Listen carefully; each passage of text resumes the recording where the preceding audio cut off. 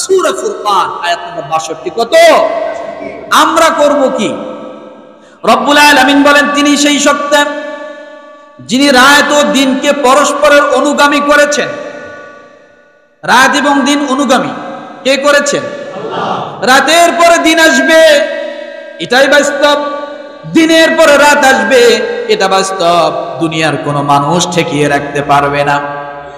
দুনিয়ার মানুষ সময় পিছায় নিতে পারে, দুনিয়ার মানুষ ক্যালেন্ডারের মাস পিছায় নিতে পারে, দুনিয়ার মানুষ ক্যালেন্ডারের দিন পিছায় নিতে পারে, কিন্তু রাতের পরে দিন আসবে, দিনের পরে রাত আসবে। পৃথিবীর কোন বিজ্ঞান বৈজ্ঞানিকের হাত দিয়ে কুলাইতে পারবে না। আমরা সময়কে পিছানো দেখেছি, দেখি নাই? 9টাকে 8টা বলতে জানি, ছিল না? 22 দিনে মাস, আমি আগে বলছি 10 মাসে বছর, এটাও তো জানলাম। সময় পিছানো যায়, রাত দিন মানে দিন মাসের ক্ষেত্রে পিছানো যায়, মাস বছরের ক্ষেত্রে পিছানো যায়, কিন্তু রাত এবং দিন এটা যে আসবেই, একটার পর একটা চলবে, অনুগত একজন আরেকজনের প্রতি, এটা কি কেউ পিছাইতে পারবে? যে আজকে 24 ঘন্টা দিন হবে, রাত হবে না। আজকে 24 ঘন্টা রাত হবে, দিন হতে পারবে না। কেউ ঠেকাইতে পারবে না। এই জন্য রব্বুল আলামিন সূরা ফুরকানের 62 নম্বর আয়াতে বলেন, ও হুয়াল্লাযী জাআলাল লাইলা ওয়ান নাহারা খিলফাতান লিমান আরাদা আন ইয়াযাক্কারা আও আরাদা শুকুরা। আল্লাহ বলেন রাত এবং দিনকে পরস্পর অনুগামী করে সৃষ্টি করেছেন, কিন্তু এসব বিষয়ের উপকারে আসে কেবল সেই ব্যক্তিদের জন্য যারা রাতকে দেখে উপদেশ গ্রহণ করে, দিনকে দেখে যারা উপদেশ গ্রহণ করে, তাদের জন্য এগুলো উপকারে আসবে, তাদের জন্য এটা হলো উপদেশ। আল্লাহ বলেন গ্রহণের ইচ্ছা রাখে কিংবা কৃতজ্ঞতা জ্ঞাপন করতে চায়। আপনি যদি চিন্তা করেন এই যে আমার জীবন থেকে একটা বছরের কতটা রাত চলে গেল, একবার ভাবুন এই রাতগুলি তো কত মানুষ দুনিয়া থেকে চলে গেছে, আপনি এখনো পর্যন্ত রাতের দেখা পেয়েছেন। আপনি একটাবার ভাবেন এই রাত্রি পর্যন্ত আপনি মারা যাননি, আল্লাহর কৃতজ্ঞতা শুকরিয়া আদায় করেন, আল্লাহ আমি এখনো বেঁচে আছি রাতে। আপনি দিনের দিকে তাকান, দিন কেমন করে সূর্য আলো দেয়, আল্লাহ কিভাবে ব্যবস্থা করেছেন মানুষের কাজের জন্য, কথা ঠিক কিনা? আল্লাহ বলেন এগুলা দেখবে, বান্দা উপদেশ গ্রহণ করবে আর বলবে আও আরাদা শুকুরা, বান্দার সঙ্গে সঙ্গে আমি আল্লাহর শুকরিয়া আদায় করবে, আলহামদুলিল্লাহ। আপনি চিন্তা করেন যেদিন আপনি জন্মগ্রহণ করেছেন আর আজকে পর্যন্ত কত রাত আর কতদিন চলে গেল, কিভাবে চলে গেল, সময়গুলো পিছনে কিভাবে কাটাইলেন, এই একটি বছর আপনার থেকে কিভাবে চলে গেল, আল্লাহ এগুলা লক্ষ্য করতে বলছেন আর আল্লাহর কৃতজ্ঞতা শুকরিয়া আদায় করতে বলছেন। যেগুলো দেখো, উপদেশ গ্রহণ করো, রাতের পর দিন, দিনের পর রাত কিভাবে আসে, এগুলো দেখে দেখে আমার শুকরিয়া আদায় করো। এরপরে রব্বুল আলামিনের হাবিব বলেন, সাহাবী প্রশ্ন করছেন, ইয়া রাসূলুল্লাহ বুদ্ধিমান কারা? কে প্রশ্ন করছে? একটু সময় বেশি যাচ্ছে, চ্যাপ্টারটা শেষ করে দেব। বুদ্ধিমান কারা? আন শাদ্দাদ ইবনে আউস আনিন নবী সাল্লাল্লাহু আলাইহি ওয়াসাল্লাম আল কাইসু মান দানা নাফসাহু ওয়া আমিলা লিমা বাদাল মাউত। বুদ্ধিমান কারা? যারা 31st নাইট উদযাপন করে তারা বুদ্ধিমান। পহেলা বৈশাখ যারা উদযাপন করে বুদ্ধিমান। প্রকৃতপক্ষে বুদ্ধিমান কারা? আমরা যদি নবীর উম্মত হই তাহলে আজকে এই শিক্ষা নিব, রাজি আছেন? আরো জোরে বলেন প্রকৃত বুদ্ধিমান কারা? শাদ্দাদ ইবনে আউস রাদিয়াল্লাহু থেকে বর্ণিত, রাসূল সাল্লাল্লাহু আলাইহি ওয়াসাল্লাম বলেন ওই সেই ব্যক্তি বুদ্ধিমান যে নিজের নফসকে নিয়ন্ত্রণ রাখে এবং মৃত্যু পরবর্তী সময়ের জন্য কাজ করে, অর্থাৎ নিজের নফসের কি গোলামি করে না, নিয়ন্ত্রণ করে এবং মৃত্যুর পরের জীবনের জন্য কি করে? আমল করে। ওই ব্যক্তি হলো বুদ্ধিমান। আর সেই ব্যক্তি নির্বোধ ও অক্ষম যে তার নফসের দাবির অনুসরণ করে আর আল্লাহ তাআলার নিকট বৃথা আশা করে জান্নাতের। অর্থাৎ সে শয়তানের কাজ করে আর আশা করে কি? আর যে ব্যক্তি আল্লাহর ইবাদত করে নিজের নফসের তাবেদারি করে না, গোলামি করে না, নফস তো সবসময় দুনিয়া চায়, আখেরাত কিন্তু সবসময় চায়।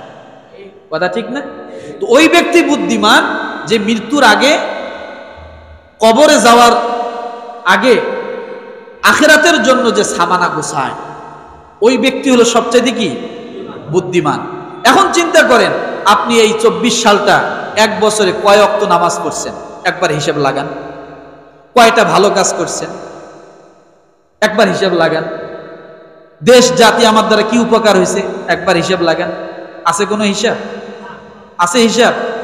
এই এক বছরে 24 সালের শুরু থেকে আজকে শেষ জুমা, 365 দিন, শেষ দিন পর্যন্ত বলছি, নামাজের ওয়াক্ত হয়েছে 1825 বার। কত? 1825 বার নামাজের ওয়াক্ত হয়েছে এই 24 সালের জানুয়ারি থেকে শুরু করে 1 তারিখ থেকে ডিসেম্বরের 31 তারিখ পর্যন্ত 1825 বার নামাজের ওয়াক্ত হয়েছে। তার মধ্যে আজানের মাধ্যমে আপনাকে মসজিদে আসার জন্য ডাকা হয়েছে 7300 বার। কত? 7300 বার আপনাকে মসজিদের দিকে ডাকা হয়েছে 365 দিনে। 7300 বার আপনাকে 365 দিনে মসজিদের দিকে ডাকা হয়েছে। আপনি কয়বার ডাকে সাড়া দিয়েছেন? হিসাব লাগান। আল কাইসু মান দানা নাফসাহু ওয়া আমিলা লিমা বাদাল মাউত। বুদ্ধিমান কে বেড়ে যাবে?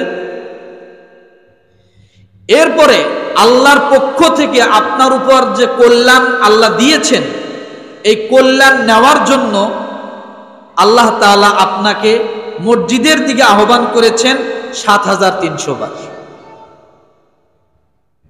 তাহলে মসজিদ থেকে আপনার জন্য 14600 বার ডাকা হয়েছে 7300 বার নামাজের জন্য, আর 7300 বার কল্যাণ নেওয়ার জন্য। আল্লাহ যে কল্যাণ আপনাকে দিচ্ছে, এই কল্যাণ নেওয়ার জন্য আপনি কয়বার আসছেন? হিসাব আছে?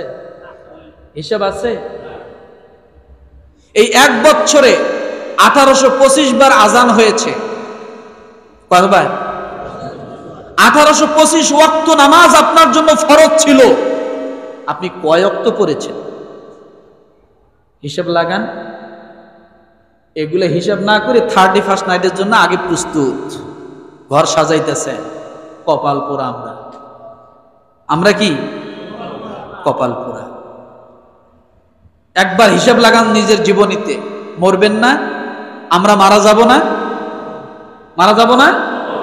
তাহলে এই মসজিদের মাইক দিয়ে আপনার জানাজার জন্য ডাকা হবে। যাদেরকে ডাকবেন তারা যদি আপনার জানাজায় না আসে, আপনার আত্মীয় স্বজন লজ্জা পাবে কিনা? আপনার ছেলে মেয়েরা লজ্জা পাবে কিনা? এই মাইক দিয়ে মুয়াজ্জিন সাহেব আপনাকে এই এক বছরে 1825 বার ওয়াক্ত আপনাকে ডেকেছে। 1825 ওয়াক্তে আপনাকে ডেকেছে, অথচ আপনি আসলেন না মসজিদে। আর এই মাইক দিয়ে আপনারই জন্য জানাজার জন্য ডাকা হবে। না ডাকলে ইমাম মুয়াজ্জিনের চাকরি থাকবে না। রাগ করবেন না কেউ? যে মুয়াজ্জিন আপনাকে 7300 বার ডাকছে, ওই মুয়াজ্জিনের ডাকে আপনি একবারও সাড়া দেননি। ওই মুয়াজ্জিন আপনার জানাজার মাইকের এলান না দিলে আপনার চাকরি থাকে না। আপনি কত বড় মুসল্লি আর কত বড় ইমানদার চিন্তা করছেন? রাগ করতেছেন? একবার হিসাবটা নেন, ভাবুন, মাথায় একটু ঢুকান। 1825 বার আপনাকে ডাকছে ওয়াক্তে, আর আপনাকে নামাজের জন্য 7300 বার ডাকা হয়েছে। কিভাবে বলবো? হাইয়া আলাস সালাহ, কোন দিকে আসো? হাইয়া আলাস সালাহ, কোন দিকে আসো? আজানে কয়বার? কয়বার? ইকামতের সময় হাইয়া আলাস সালাহ। লাস্ট নামাজে দাঁড়ানোর সময় মুয়াজ্জিন আপনাকে ডাক দিচ্ছে, আসো। প্রথম একবার ডাক দিছে, আসেন নাই। এরপরে লাস্ট আবার ডাকতেছে, যখন দাঁড়ায় যায় ফরজ নামাজে, তখন আপনাকে লাস্ট ডাকটা দিয়েছে, দাঁড়াচ্ছে। হাইয়া আলাস সালাহ, হাইয়া আলাস সালাহ। আপনি চার দোকানে বসে সময় কাটালেন। আপনি আজকে মারা যাবেন, ইমামরে ডাক দাও, মুয়াজ্জিনরে ডাক দাও, গোসল করো, হুজুর কাপড় কাটিয়ে দেন, কাপড়ে কাপড় পরায় দেন, আপনি দোয়া করেন, আপনি জানাজার জন্য দাঁড়ান, আপনি এই করেন সেই করেন, সব দায়িত্ব ইমামের পড়লো। আপনি মুসল্লি, আপনার দায়িত্ব সারা বছর কি ছিল? সারা বছর কি ছিল আপনার দায়িত্বে? আপনি তো সেটা পালন করলেন না। আপনি মরে যাই ইমামের চাকরি খেয়ে ফেললেন। আল্লাহ মাফ, রাগ করতেছেন নাকি? এই হিসাবটা আমরা আজকে করব ইনশাআল্লাহ।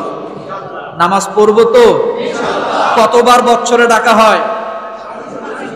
কত ওয়াক্তে আপনাকে ডাকা হয়? 1825 বার। আপনি হিসাব লাগান, আপনি কয়বার আসছেন মসজিদে? আল্লাহ যেন আমাদের সকলকে 5 ওয়াক্ত নামাজি বানায়।